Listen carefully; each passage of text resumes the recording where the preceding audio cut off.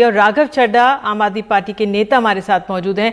राघव, बहुत बहुत धन्यवाद समय निकालने के लिए। कैसे देख रहे हैं जो ये सर्वे की जानकारी आई है सोनू सूद के 6 प्रॉपर्टीज पर आप लोग?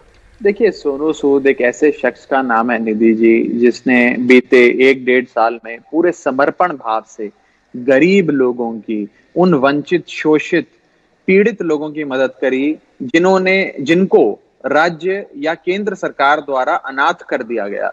वो लोग जिनकी सरकारें मदद नहीं कर पाई, नेता मदद नहीं कर पाए, प्रशासन मदद नहीं कर पाया, उन गरीब लोगों को उन्होंने मदद करी, उनको खाना भी दिया, उनको दाना भी दिया, उनको अपने घर तक भी पहुंचाया। सोनू भाई को मैं करीब से जानता हूं, उनका दोस्त हूं, मित्र हूं, और मैं किसी राजनीति से प्रेरित होकर नहीं कह रहा, लेकिन एक चीज तो साफ नजर आती है कि क्योंकि उन्होंने अपने शब्दों से या अपने कामों से कुछ ऐसी चीजें करी जो इस समय की जो राजनीतिक हमारी पॉलिटिकल मास्टर्स हैं, जो पॉलिटिकल एग्जीक्यूटिव हैं सरकार के, उन्हें शायद ये ठीक नहीं लगा। उनके राजनीतिक हितों से शायद उनके शब्द या उनके काम मेल नहीं खा रहे थे, जिसके चलते ये एक्शन लिया गया। अभी एक रिपोर्ट आप बता रही थी कि शायद लोग ये पूछताछ करी जा रही है कि सोनू जी के पास इतना पैसा, इतनी दौलत कहां से आई इन गरीब लोगों की मदद करने के लिए। मैं बताता हूं, क्योंकि मैं उन्हें करीब से जानता हूं।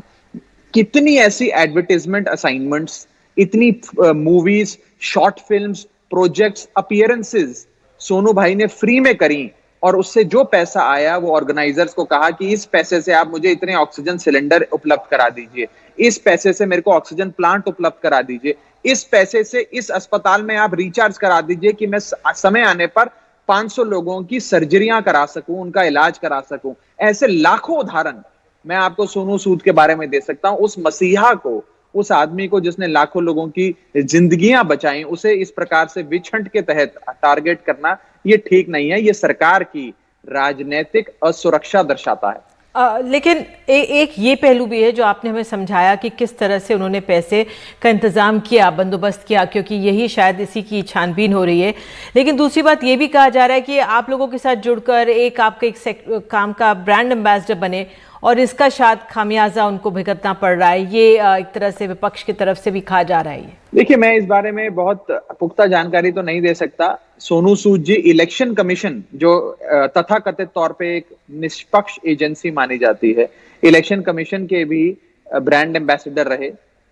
उसके बाद वो अन्य राज्य सरकारों में भी कई कार्यक्रमों के ब्रांड एम्बेसडर रहे। लेकिन हाँ, अगर टाइमिंग के तौर पे देखें तो जैसे ही वो दिल्ली के लोकप्रिय मुख्यमंत्री हमारे नेता अरविंद केजरीवाल जी से मिले और दिल्ली सरकार के कार्यक्रम में ब्रांड एम्बेसडर बने, तो उन्हें इस प्रकार से इनकम टैक्स रेट का सामना करना पड़ रहा है। और इस सरकार ने, निधि जी, केवल पॉलिटिकल पार्टी और नेता ही नहीं, कोई एक्टिविस्ट हो, पत्रकार हो, आपका चैनल एनडीटीवी हो, क्योंकि आप एक निष्पक्ष चैनल है। इस देश में कुछ गिने चुने 3-4 चैनल बचे हैं जिसमें आपका चैनल भी आता है।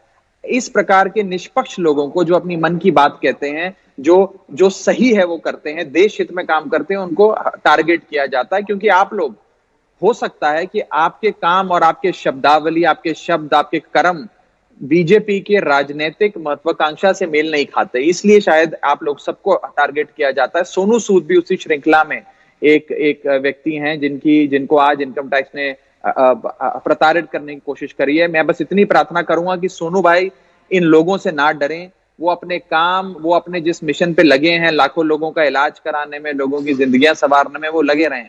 जैसे मैं आपको बताऊं, जैसे नेताओं के घर पे, निधि जी, सुबह जनता दरबार लगता है। मैं भी नया विधायक बना हूं, मेरे घर के बाहर भी सुबह कई 100 लोग आ जाते हैं। जैसे नेताओं के घर जनता दरबार लगता है, लोग आते हैं अपनी परेशानियां लेके, पीड़ा लेकर के, ये जो नेता है क्षेत्र का, ये हमारी समस्या हल करेगा। ऐसे रोज सुबह बंबई में सोनू सूद के घर के बाहर कई 100 लोग आते हैं। ये दर्शाता है कि लोग सोनू सूद में एक ऐसा शख्स देखते हैं कि ये आदमी हमारी परेशानी हल कर सकता है, ये आदमी इंसानियत के लिए खड़ा होता है। उस आदमी को, ऐसे उस मसीहा को, जिसे लोग मसीहा मानते हैं, उस आदमी को इस प्रकार से करना ये ठीक नहीं। बिल्कुल राघव, आप जुड़े, बहुत बहुत शुक्रिया इस बातचीत के लिए। बहरहाल देखते हैं कि क्या निकल कर आता है जो ये सर्वे चल रहा है सोनू सूद की 6 संपत्तियों में बॉम्बे में। आगे बढ़